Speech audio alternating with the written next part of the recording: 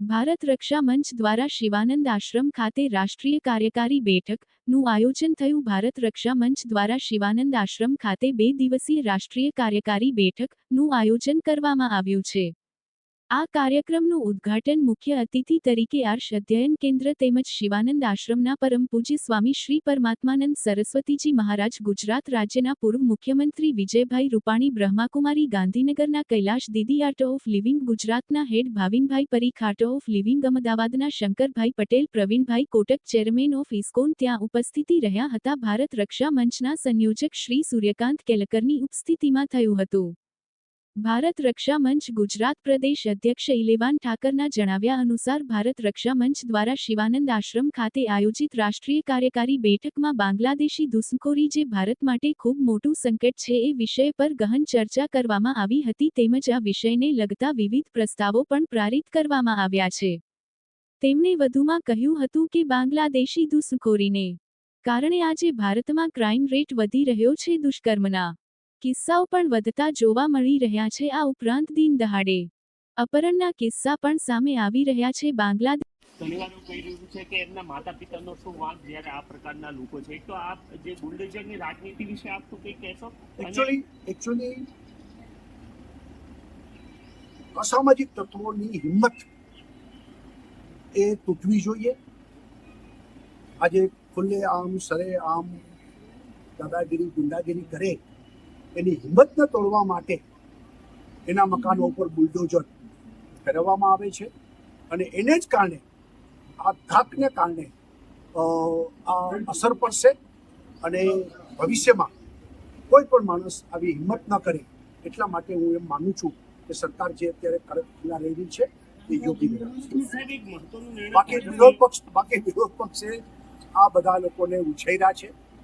વિરોધ પક્ષે જ આ બધા લોકોને દૂધ પાયા છે અને એને જ કારણે આ બધા લોકો આજે અસામાજિક તત્વો તરીકે પ્રસ્થાપિત થયા છે. ભાજપે 32 લાખ ગરીબ મુસ્લિમોને સોગાદે મોદી આપવાની એક જાહેરાત કરી છે. કઈ રીતના જોવો છો?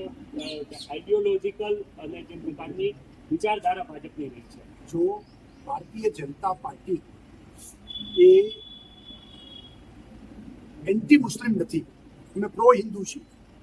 એન્ટી મુસ્લિમ અમારો અભિગમ પણ કદી નથી, પરંતુ આ દેશના માનબિંદુ, આ દેશની પરંપરા, આ દેશની સંસ્કૃતિ એમાં ભારતીય જનતા પાર્ટીનો હંમેશા રોલ સ્પષ્ટ રહ્યો છે અને મોદીજી કાયમ કહેતા એવા છે કે સબકા સાથ સબકા વિકાસ.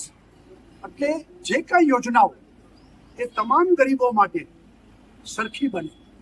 એપીસમેન્ટ for none, justice for all એ ભારતીય જનતા પાર્ટીનો હંમેશા મુદ્દો રહ્યો છે અને એના આધારે ગરીબ મુસલમાન હોય કે ગરીબ હિન્દુ હોય એ બધાને માટે સરકાર સરખી રીતે એમને મદદ કરવા માટે કટિબદ્ધ છે. રમેશભાઈ ભરવાડ, અમદાવાદ શહેર અને જિલ્લા અધ્યક્ષ, ભારત રક્ષા મંચ.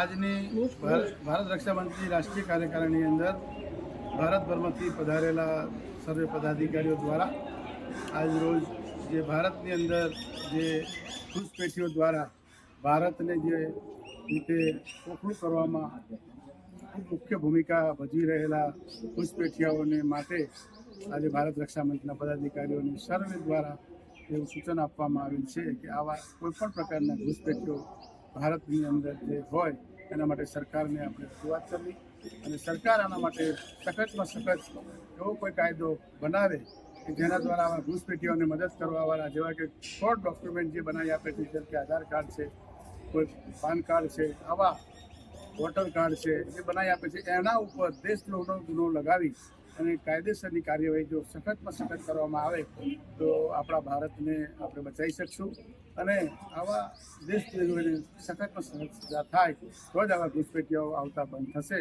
એ જ અમારી ભારત રક્ષા મંચની કાર્યકારીની અંદર ખાસ દરેક પદાધિકારીઓને એક પ્રકારનું પ્રતિજ્ઞા લેવડાવવામાં આવી છે. ઓકે.